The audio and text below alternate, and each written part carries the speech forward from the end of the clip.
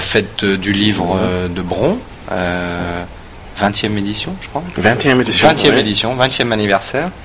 Donc, on vous invite, Jake Lamar, pour votre livre Nous avions un rêve, dont le titre original est The Last Integrationist, le dernier intégrationniste. Voilà. Donc déjà là, il y a une petite nuance. Alors, est-ce que vous pouvez nous présenter ce livre? Oui, c'est un gros livre. Il y a plusieurs histoires dans le livre, mais le protagoniste est un homme qui s'appelle Melvin Hutchinson. Il a commencé sa carrière comme avocat pour les droits civiques, et au début du livre, il est le ministre de la Justice, l'Attorney General des États-Unis, le premier noir dans cette position. Et pendant des années, il est devenu de plus en plus conservateur, et il est ministre de la Justice dans un gouvernement de l'extrême droite. Au début du livre, la vice-présidente est frappée par une attaque cérébrale, et c'est possible que Melvin va être nommé le nouveau vice-présidente. Et c'est en ce moment-là où il découvert un complot dans le gouvernement.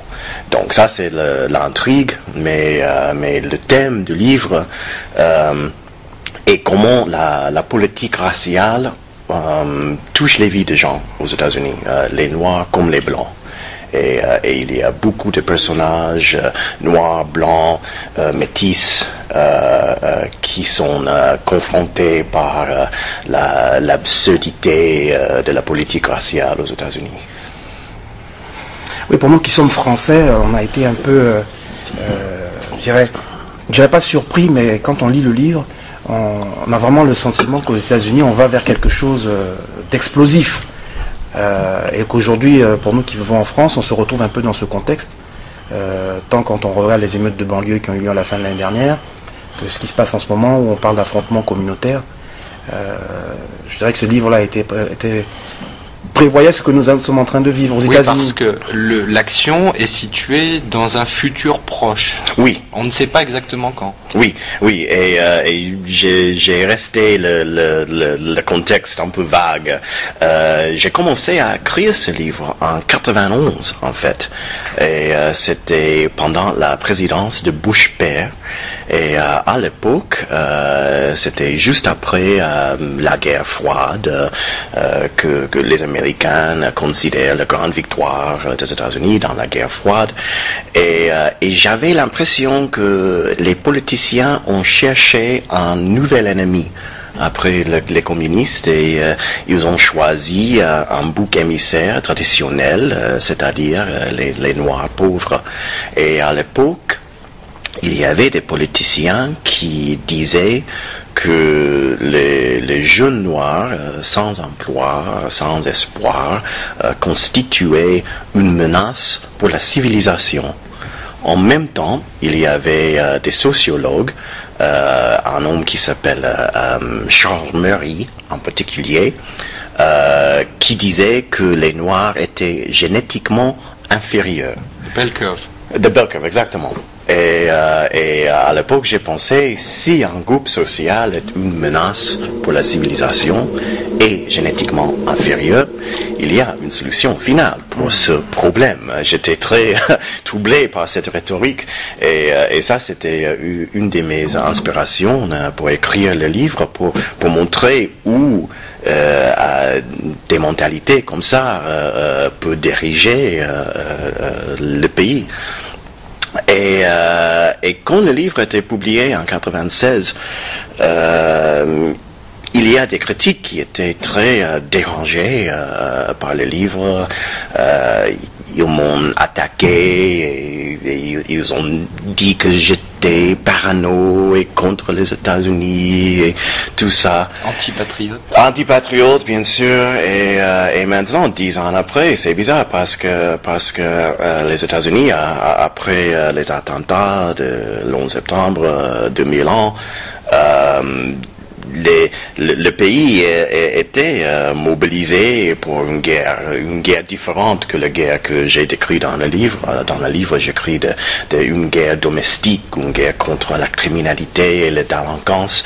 Mais les politiciens, je crois que c'est pas seulement dans les États-Unis, mais aux États-Unis, je crois que c'est commun pour les politiciens de chercher un ennemi pour mobiliser le public, les communistes, les criminels, les terroristes, et c'est quelque chose qui arrive tout le temps. En France maintenant, et c'était pas quelque chose que j'ai anticipé, mais quand le livre était publié en France pendant l'automne de 2005, il y avait beaucoup de critiques français qui ont remarqué que c'était une réflexion de la société française. Mais je crois que en fait c'est frappant pour moi de remarquer comment une rhétorique que j'ai connue aux États-Unis, une rhétorique politique contre la criminalité, la délinquance, les voyous, cette rhétorique est arrivée en France, et pas seulement en France, en Angleterre, aux Pays-Bas. Absolument, mais c'est ce qui fait tout l'intérêt, une grande partie de l'intérêt de votre livre, c'est que effectivement, ce sont des situations universelles. Et il y a notamment, c'est vraiment un excellent livre. Hein. Je tiens à vous le dire, hein, tous les deux, on est vraiment apprécié chaque page, c'est magnifiquement écrit. Et il y a donc notamment toute une observation des médias et de la façon dont les choses sont amplifiées ou montées de toutes pièces ou détournées. Et donc par rapport à cette jeunesse un petit peu désemparée, c'est vrai que vous nous disiez que à l'époque, donc cette population était considérée comme menaçante, mais justement ça a été aussi repris dans cette sous-culture ou cette culture hip-hop où on a effectivement des jeunes qui se conforment entièrement à ce qu'on attend d'eux. Et est-ce que cette prise de conscience peut arriver, à votre avis, ici en France? Oui, oui, et je crois que avec les jeunes qui embrassent l'image de gangster, je crois que c'est bizarre parce que c'est une réflexion de la méfiance qui est dirigée contre eux. Donc, on a une bourgeoisie qui a peur de jeunes noirs, et donc les jeunes noirs ils voient cette méfiance et ils réagissent dans une manière qui amplifie la méfiance. C'est un cycle vicieux. Exactement. Oui. Exactement. Puisqu'ils utilisent cette image pour se renforcer. Donc, on utilise des moyens encore plus importants pour les réprimer. Effectivement, les choses sont en boucle d'une certaine façon, mais avec quand même ce qui est un peu inquiétant, c'est la violence. Ouais. La violence qui est de plus en plus banalisée, et bon, il y a une affaire récente qui a défrayé la chronique où effectivement je voulais un peu rebondir un peu sur ce que tu abordes. C'est sûr, aux États-Unis, on a le sentiment, je connais pas bien la société américaine, mais on a le sentiment que les communautés vivent en parallèle. Ouais. Et on voit bien dans votre livre, vous décrivez je veux dire des contacts interraciaux, mais qui à chaque fois sont voués à l'échec. Ouais. Systématiquement, parce que les gens doivent être confortés dans leur évolution, vivre en parallèle, que ce soit culturellement. On voit bien quand Rachid il fait son exposition, il faut que ça soit politiquement correct, mais de l'autre côté on voit bien aussi la mère de Seth qui de notre côté veut préserver, qui est pour le mouvement des droits civiques, mais veut préserver sa vie, sa judéité. Donc on a vraiment le sentiment, vu de l'extérieur, mais en lisant votre livre... Ouais. Donc on peut revenir justement peut-être alors aux personnages centraux. Donc il y a Melvin, le politicien, qui est en passe de devenir le premier vice-président noir. Et on suit également deux jeunes, justement, qui portent, eux, une partie de l'avenir, ce qui est la très belle conclusion du livre. Ce sont donc Emma et Rachid. Ouais. Alors, est-ce que vous pouvez nous présenter ces deux personnages? Oui, Emma, la nièce de Melvin Hutchinson, elle est photographe et elle n'est pas obsédée par des questions raciales, mais des questions raciales sont imposées sur elle tout le temps. Assénées. Oui, assénées, oui. Et elle dit que je suis une personne. C'est pas important si je suis noir ou blanc. Et ça, c'était un des idéaux, on dit, Oui, des idéaux l'un des idéaux de le mouvement de droits civiques. Mais c'est pas la réalité américaine. Colorblindness, oui. Mais ça n'existe pas dans la réalité quotidienne et c'est un choc pour Emma quand elle a 21 ans, 23 ans de découvrir que elle est jugée par la couleur de sa peau. Alors qu'elle veut s'exprimer à travers son art, la photographie, qu'elle met au-dessus du reste. Oui. Et elle est, je crois, elle est un peu naïve et elle est piégée à la fin. Elle ne veut pas choisir la communauté noire contre la communauté blanche ou blanche contre les noirs et donc elle est dans une position elle a cette situation très inconfortable d'être entre deux blocs et finalement de se faire broyer, qui s'affrontent parce qu'ils se rigidifient, ils se densifient, chaque position se raidit et donc elle est effectivement au milieu. Alors par contre elle a un compagnon blanc. Oui. Seth, alors est-ce que vous pouvez nous parler de et Seth est un homme et c'est marrant parce que j'avais 5 amis qui ont pensé qu'ils étaient Seth. Que Seth était basé sur eux. Et je crois que j'ai rencontré beaucoup de jeunes blancs aux États-Unis qui sont amoureux des images des Noirs, mais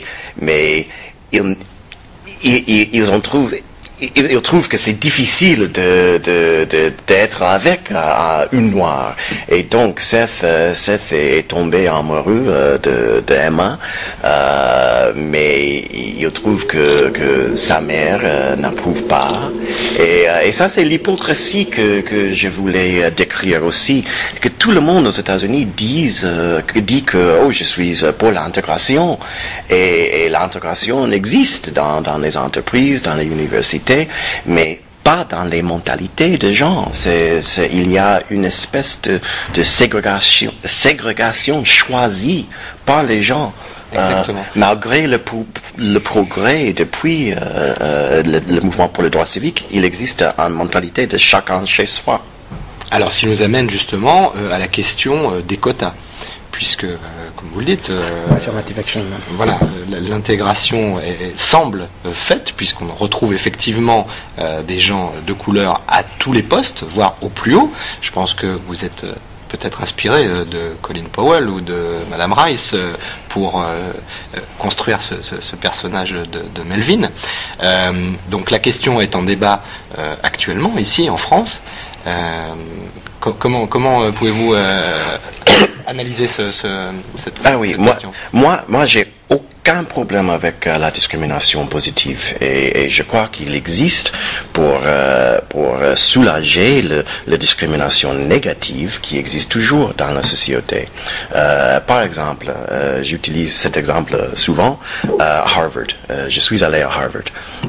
À Harvard, chaque année, les lycéens qui cherchent admission à l'université sont groupés et il y a une catégorie de lycéens on s'appelle les légataires.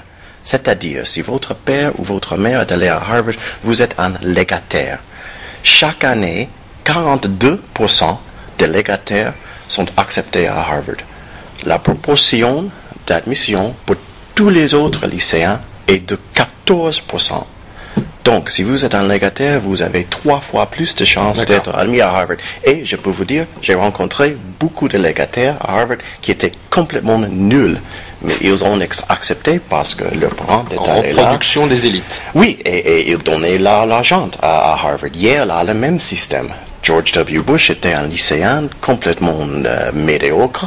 Mais il était accepté à Yale parce que son père est allé à Yale, son grand-père est allé à Yale, ils ont donné l'argent à Yale. Est-ce que vous avez vu ce film Skulls, qui est un petit film qui parle d'une société comme ça Oui, Skull and Bones, oui, voilà, j'ai entendu parler du film. La particularité des fraternités dans les universités américaines qu'on ne connaît pas tellement en France. Oui, mais je ne sais pas le système en France. Si on ne vous demandera pas à quelle fraternité vous avez appartenu. Non, moi je n'étais pas un membre d'une fraternité, mais le point est, je préfère le terme affirmative action que discrimination positive et je dois dire que les quotas n'existent pas aux États-Unis. Les quotas sont jugés illégaux par la Cour suprême. L'affirmative action ne fonctionne pas par les quotas. C'est juste un système où les racines d'un candidat sont pris en considération. Et donc, ça dépend sur la bonne volonté des entreprises, des universités, les chefs des universités, les chefs des entreprises doivent penser que c'est dans le meilleur intérêt de la société d'avoir plus de diversité. Et donc, si on a un candidat noir d'une communauté noire qui ne vient pas d'une famille avec beaucoup de moyens, vous pouvez dire, alors c'est bon pour nous d'avoir quelqu'un comme ça dans notre université, dans notre entreprise. C'est bon pour la société. C'est pas une question de quotas, c'est pas une question de chiffres. C'est juste un effort.